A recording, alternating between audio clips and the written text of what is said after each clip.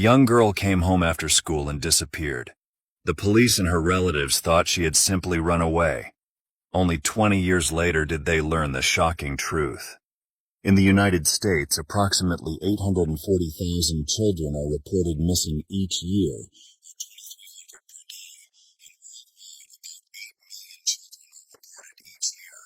1% are taken by someone they don't know, 91% are runaways, and family abductions make up for 5% of missing children. An FBI report from the last 10 years indicate that less than 350 children were abducted annually by strangers.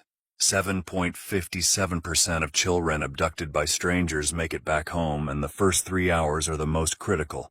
In 74% of abduction murder cases, the children were harmed or murdered within the first 3 hours of being abducted. 71% of non-family abductions happen outside during the early morning or afternoon, typically when a child is walking to or from school. 2/3 of victims are females, and almost all children abducted by strangers are taken by men. On May 17, 2001, it was the last day of 17-year-old Alyssa Turney's junior year at Paradise Valley High School in Paradise Valley, Arizona. At the time, she was living with her stepfather, Michael Turney, and her half-sister, Sarah Turney. In 1987, when Alyssa was 3, her mom, Barbara Strom, met Michael. He was a deputy for the Maricopa County, Arizona Sheriff's Office in the 1970s. When the two met, Barbara was getting over a difficult marriage with Alyssa's dad. Barbara viewed Michael as her knight in shining armor, and the two quickly got married. Alyssa had an older brother, and Michael had 3 sons at the time. Neighbors viewed the family as the Brady Bunch. The family never liked to use the word step when referring to their relationship, and Michael legally adopted Alyssa. They welcomed Sarah into the family in 1988. Things began to change when Michael left his electrical job, and a few years later, things took a darker turn when Michael shattered his knee while doing some work on a roof. No one recalls him even being in a cast, but from that point on, he never worked again. He also always had issues with mental health, and a condition of his disability was that he saw a therapist twice a week. When Alyssa was 9 and Sarah was 4, Barbara died from lung cancer. She battled the illness for less than 2 years and was only 34. Sarah said that her father went into a deep depression after her mother passed and became a person that her older brothers no longer recognized. As time went on, Alyssa started working at the fast food restaurant, Jack in the Box. According to her sister Sarah, she was a dedicated employee and never missed a scheduled shift. She loved getting out of the house, earning the extra money to save for her future and socializing. She got along with everyone that she worked with. She didn't exactly love school, but got good grades, other than a D in PE. She was described as brave, strong, outgoing, willing to do anything for a laugh, caring, fun, sarcastic, and energetic. She loved listening to Marilyn Manson and doodling. She wore a wrist full of bracelets, each with its own story about how she got it and who it was from. Alyssa loved kids and knew that one day she wanted to be a mom. She was also taking child development classes in school. Sarah wrote a blog post about Alyssa in 2019 and described Alyssa as more than just her sister. She was the closest thing she had to a mother. She nagged her, suggested she do more with her hair. They decorated for holidays together, and her love was persistent and unconditional. Even when the two fought, Sarah knew that Alyssa loved her and that the anger would subside. On Alyssa's last day of junior year, Michael dropped her off at school as he always did. He picked her up early so they could go for lunch. According to Michael, during lunch, they got into an argument about Alyssa wanting more freedom. He told her, "As long as you're under my roof, you're going to have to check in with Daddy, because Daddy is a nervous wreck if you don't." He claimed that when they got home, Alyssa stormed off to her room and he left to pick Sarah up, who was finishing 7th grade and had spent the day at a water park on a field trip. Sarah said that she didn't notice anything different or unusual about her dad's behavior that day. She said that he was late picking her up at school, so she walked to a friend's house nearby and called him from there to let him know where she was. Sarah said that Michael continued to call Alyssa on her Nokia phone but couldn't get a hold of her. She said he was frantic about it, but that wasn't unusual. My dad always wanted to know where Alyssa was and what she was doing. My dad was often frantic about Alyssa. Years later, it dawned on Sarah that something was strange that she failed to notice that day. She said despite being only 12, she had been smoking cigarettes with her friends that day, breaking one of the few rules her dad actually had for her. He was very firm on this because Sarah's mother, Barbara, had died from lung cancer and had been a smoker. After the fact, it dawned on Sarah that she had been smoking only minutes before her dad picked her up, yet he never said anything about it. Michael asked Sarah to call Alyssa, but she didn't pick up. When Sarah went into Alyssa's room, she found that she left a note on her dresser. Dad and Sarah, when you dropped me off at school today, I decided that I really am going to California.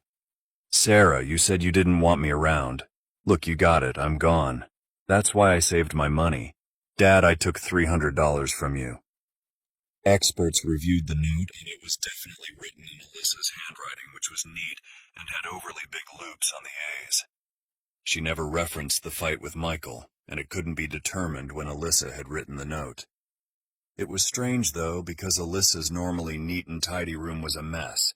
Her backpack was on the floor with the contents tumbling out. As Sarah called Alyssa again, she noticed her phone buzzing on the dresser. Alyssa being gone was also strange because she had made plans to go to a party that evening with her friends. At the time, Sarah wasn't overly concerned. Alyssa had threatened running away in the past, and she figured her sister would be back soon. A few weeks before Alyssa went missing, Mike had contacted Alyssa's aunt, Lynette, who was Barbara's sister. He told her that Alyssa had started smoking pot and wondered if she could go and stay with Lynette for the summer. Lynette agreed, though found it unusual that Michael was calling because since Barbara's death, he hadn't been in close contact with that side of the family. Lynette believes that Michael was calling with the assumption that she would refuse the idea of Alyssa spending the summer with her. She feels that when she said yes, it threw him off. He later called and said he no longer needed her help. Lynette believes that Michael was trying to keep Alyssa away, so she couldn't confide in her about issues that were happening at home. When Michael reported Alyssa missing, he told police that he believed she ran off to her aunt's house in CA. Police were not concerned, and went with the idea that Alyssa was a runaway, so there was no police investigation into Alyssa's disappearance. There were no interviews conducted with family or friends. No Amber Alert and no questions as to why the $1,800 in Alyssa's bank account was untouched and the fact that she had taken none of her possessions with her. Sarah said, "Me and my brother got swabbed for DNA, but that's it." No one searched the 3-bedroom, 2-bathroom house. Michael told Sarah that the police didn't care about Alyssa's disappearance and that when he put posters on lampposts, they told him to take them down. He gave Sarah the impression that he was the only one doing anything to find her. Sarah said that after Alyssa went missing, her dad would talk about Alyssa constantly and tell anyone and everyone about her. She said in hindsight, he made a fuss with everyone, other than the police. A week after Alyssa disappeared at about 5 a.m., Michael said he got a call from what he believed to be a California phone number. He told the conversation was sort of scrambled. It was one way. I said, "Is this you, Alyssa?" The voice sounded a little bit different, but then again I could realize it was Alyssa. And then she, basically, it's as though she pulled the phone away from her and said a few cuss words and stuff about, "Leave me alone." He said then the phone went dead. Sarah said the summer that Alyssa went missing, she began to experiment with drugs and alcohol. And though she missed her sister, she had other things going on. She's ashamed to say that as the years went by, she almost got sick of hearing about her and hearing her dad tell the same stories over and over. She said looking back, she was just being a bratty teenager at the time. A couple of days after Alyssa went missing, Michael gave Sarah her cell phone because she didn't have one at the time. Despite this, Sarah remembers sleeping in Alyssa's bed each night and wearing her clothes. She said, looking back, she thinks she was trying to be like Alyssa and trying to fill the void of her disappearance. For 5 years, little to no questions were asked after Alyssa disappeared. But, in 2006, self-proclaimed serial killer Thomas Albert Heimer, aka Psycho, gave a Florida prison guard a picture of Alyssa that had been torn out of the pages of USA Today and said, "I killed her, and I'm going to make you famous." Heimer had been arrested a few months after Alyssa disappeared in Gray, Georgia. He was found driving the car that belonged to 30-year-old video store employee, Sandra Goodman, who had been found strangled and stabbed the day before, wedged under a bed in Fort Lauderdale. Heimer had been sentenced to life in prison for her murder in 2003. Heimer never gave any motivation for murdering Goodman, and 3 years later he began writing letters to local investigators, claiming he had killed another 21 people, women like Alyssa who had just disappeared. He described in graphic detail what he did to each of these women, saying he replicated how he killed Goodman, strangling her to death in a hotel and dismembering her body in the bathtub before putting the remains at a recycling center. Detectives from Phoenix PD's Missing and Unidentified Persons Unit flew to Florida to speak with Heimer, and they quickly figured out that his description of Alyssa was not accurate. He claimed that Alyssa was a heroin addict, though, then admitted that he might be mistaken. He said he did kill a woman, but perhaps it wasn't Alyssa. He also failed a polygraph. On a positive note, Heimer's claims did bring Alyssa's case back into the spotlight, since the story was widely reported. The Phoenix Police Department Missing Persons Unit decided to reinvestigate Alyssa's case in 2008 and interviewed 200 people who had known her. Alyssa's friends had disturbing information about the relationship Michael had with Alyssa. Sarah said, "It forced them to finally look into my father. It took police 2 minutes to realize something was extremely wrong." It was also discovered that when Alyssa first went missing, Mike never told anyone he had picked her up early from school. Sarah didn't even know until she saw the special on Alyssa's case. Mike said that Alyssa asked him to pick her up early so she could avoid her boyfriend, John. She said she wanted to break up with him after school. John said that is very doubtful because just that day, the last time he saw her, Alyssa stuck her head into one of his classrooms to say hi. She told him she was getting picked up early, but she would see him later. Friends said their relationship was very solid, and they saw no signs that she planned to break up with him. Despite the fact that it appeared Michael had been searching for Alyssa after she went missing, he had never really been cooperative with the Phoenix PD, unwilling to undergo a polygraph test or an interview. Sarah had become the point person for communication between police and family. On December 11, 2008, police called Sarah and explained that they believed that her father was responsible for Alyssa's disappearance. When speaking with police, Alyssa's friends claimed that Michael may have been molesting Alyssa. Despite all of this, at the time, Sarah still had no suspicions that her father was guilty of Alyssa's disappearance. It took her time to understand what actually happened. Sarah said that her father had never been abusive to her and gave her anything and everything that she wanted. Sarah said that her dad was always considerate and giving with her friends. "He'd be the guy who would give my friends 5 gallons of gas if they ran out, or give them $10 because they needed it. He was so outwardly kind and generous. He always helped our neighbors out. He gave to charity. He fixed people's stuff." Out of the blue, Mike contacted police to let them know that he had a new idea as to what could have happened to Alyssa. He said that when he worked as an electrician in the 1980s, he complained about the working conditions and he believed the union hall had a grudge against him and went after Alyssa. When police went to speak with him, Mike was outside, checking the mail. Police discovered that he was carrying a knife, 2 loaded guns, and 7 magazines of ammunition. It was now time to search the house. In the area where Michael and Sarah lived, about 100 neighbors had been evacuated from their homes. They stood nearby, watching behind the police tape that lined the streets, hoping to see what was going on. Phoenix Police Bomb Squad and the Bureau of Alcohol, Tobacco, Firearms, and Explosives were searching Michael's home.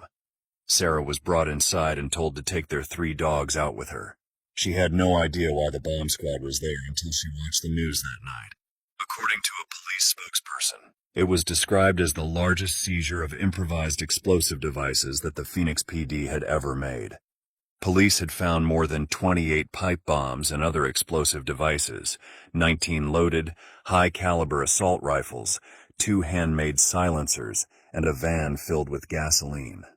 There was a safe in the house that contained a 98-page manifesto entitled Diary of a Madman Martyr, written by Michael. He attempted to explain that this was why he was so well armed. There were multiple copies found, each addressed to a different media outlet. Like he told police, he wrote that the Union had kidnapped and murdered Alyssa and buried her in Desert Center, CA. He claimed to have killed 2 assassins who carried out the hit on Alyssa. The manifesto ended with an operational plan that involved him driving an explosive-filled van to the Union Hall. He planned to shoot any survivors and then kill himself. Sarah said the van had been there, in the yard, for months. She and her friends would sit inside it and smoke cigarettes. Desert Center, where Michael claimed that Alyssa was buried, was not a place they had ever visited. It was a 3-hour drive from where they lived in Phoenix. Sarah believes it was a place he could say, and people would search but find no body. She said that by this point her dad had been on disability for many years and had all the time in the world to do research. She said he had gone to CA multiple times, claiming he was looking for Alyssa. Sarah said she found a map in her dad's things of California that had been marked with specific coordinates. She gave it to the police, but it was never investigated. In 2003, a hiker in Desert Center came across bones, but the gender of the person couldn't even be identified, and tests came back inconclusive. Sarah was completely on her father's side until about a year after the episode aired, and she began putting pieces of the puzzle together. She believes that her dad took Alyssa to the middle of nowhere, tried to sexually assault her. She fought back and said she was going to tell someone, and he snapped. She feels he buried her there and came home. There was also a home video that Sarah found that she didn't recall from when she was little. She was holding a video camera and her dad was telling her to hit the red button to stop recording. She didn't, and you could hear Alyssa calling, "Sarah, Dad's a pervert." When Mike discovered the camera was still on, he started yelling, "And Alyssa is a stupid moron," over and over. The police search gave a picture of what Alyssa's life was like while under Michael's care. They found many homemade, notarized contracts. One was dated from 1999, 2 years before her disappearance. It asked the then 16-year-old to sign her name next to the declaration that Michael Turney had never molested her. However, Alyssa did tell many friends that she was molested by her stepdad often. Alyssa's boyfriend, John Lackman, told police that Michael had once taken Alyssa out to deserted land and sexually assaulted her. A school teacher and friends attested to this as well. Friends also said that Alyssa told them that one night she woke up, gagged and bound and tied to a chair with Michael on top of her. Michael's nephew David had lived with them for 6 months in the late 1990s. David claimed that one night he got home late from work and everyone was sleeping. He tried to watch a VHS tape labeled Dr. Doolittle, but instead the tape contained footage of a woman laying on the sofa, wearing nothing but shorts and had a newspaper covering her face. He was sure it was Alyssa. In another frame, another woman, possibly Alyssa's friend, was also in the room and also wearing nothing but shorts with her face covered with a newspaper. He said Michael sat in the room just watching. David couldn't understand what he was seeing. Were the girls in the video drugged and passed out? Regardless, he was so disgusted that he immediately moved out. Michael claims that David is just a drunk and these are lies. Police did find hundreds of VHS tapes and surveillance cameras everywhere, both inside and out. Some even capturing her and her boyfriend making out. All telephone calls were set to be automatically recorded too. Oddly enough, despite all of the cameras, there was no footage from the day that Alyssa went missing. The phone call Alyssa allegedly made from California was also not captured. Police were able to apprehend Michael because of the unlawful possession of pipe bombs. In June of 2010, Michael was sentenced to 10 years and served 7, being released in 2017. Sarah knew that her dad liked guns, often going to gun shows. She said that everyone in Phoenix has a gun, so she was never alarmed by this. Sarah said that she had the master bedroom in the house with her own bathroom, a refrigerator in her room, and a door to the outside, so she often came and went as she pleased. After the death of their mother, Barbara, Michael began treating his daughters differently. Despite Alyssa being older, he was much more strict with her. She was more rebellious and did smoke some pot and occasionally skip school. Michael would search Alyssa's belongings, monitor her phone calls, and sit in the parking lot during her shifts at Jack in the Box. He treated Sarah 180 degrees differently. Alyssa wasn't allowed to go to parties, but as Sarah got older, Michael let her boyfriend move into the family home. He also stocked her mini fridge with beer. She said she basically lived in teenage paradise. After Alyssa disappeared, Michael gave Sarah control over the home surveillance system. He removed the camera he had hidden in the air vent that was there specifically to monitor Alyssa. Michael purchased a device for Sarah that could identify if any secret cameras were watching her. She feels she was basically brainwashed by him. He would say, "We need to keep an eye on Alyssa." At the time, she wasn't able to see just how strange this was. A Phoenix-based journalist named Atavia Zappola launched a podcast called Missing Alyssa, which brought forward more interviews and explored new evidence. Sarah feels that there isn't a lot of faith in the police because of the way that Alyssa's case has been handled. She feels that many people are scared of her dad, which prevents them from coming forward. This particular podcast has helped.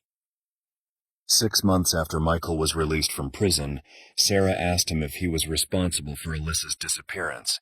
He replied that if she wanted to know the truth, she should come visit him on his deathbed. The two met at Starbucks and spoke for over an hour. She felt he was trying to be emotionally manipulative and got aggressive when that didn't work. She said that he spoke through his teeth and leaned in close to her face when he spoke. She said he was pathetic, going off on tangents about his childhood. He continued to say that he would give her all the honest answers she wanted to hear when he was on his deathbed. This was the last time Sarah spoke to her dad. Sarah recorded this conversation, though police say they can't do anything with the information, not without a body. Sarah has come forward to the media because police have told her that the best chance of getting a prosecution is media exposure. David, Michael's nephew, also came forward and said, "I do not seek attention. This isn't about me. This is about a 17-year-old girl whose life was snuffed out because her stepfather didn't want anyone to know of his dirty secret. Mike Turney killed her, and the truth will come out." Sarah said that she's grateful to still have memories of Alyssa that aren't tarnished by everything that's happened after she went away. "When I think of her, I still think of my tough older sister who taught me how to be tough too. She gave me so much strength when she was here. Now I'm using that strength to fight for the justice she deserves." Sarah made it her mission to get justice for her sister. She created a TikTok account to advocate for Alyssa and build a case against her dad. Her account blew up, and she quickly got 800,000 followers. She was also active on FB, Instagram, Twitter, and even created a podcast called Voices for Justice about Alyssa's case. On August 20th, 2020, 72-year-old Michael Turney was arrested, indicted and charged by a grand jury with second-degree murder. Sarah posted to Twitter after all was said and done. "It took almost 20 years, but we did it." Though police did not say how they came to arrest Michael Turney, or whether Sarah's social media efforts helped solve Alyssa Turney's disappearance. County Attorney Alistair Adele acknowledged Sarah's social media campaign in a press conference. "Sarah Turney, your perseverance and commitment to finding justice for your sister Alyssa is a testament to the love of a sister," Adele said. After spending 3 years in jail, Michael Turney has walked out of jail as a free man, a day after a judge dismissed the murder case against him. Prosecutors did not have DNA, blood, or crime scene evidence, and their case was built on circumstantial evidence.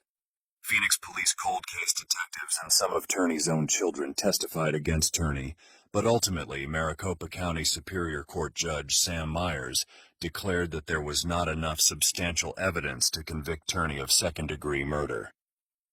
Reading this case was a deeply emotional experience. The disappearance of Alyssa Turney and the subsequent unraveling of her story, marked by her sister Sarah's relentless pursuit of justice, underscores the profound impact of familial love and determination. Despite the initial neglect by authorities and the eventual lack of a conviction due to insufficient evidence, Sarah's use of social media to shed light on Alyssa's case exemplifies the power of persistence. This story highlights the critical need for thorough investigations in missing persons cases and the role of public advocacy in seeking justice.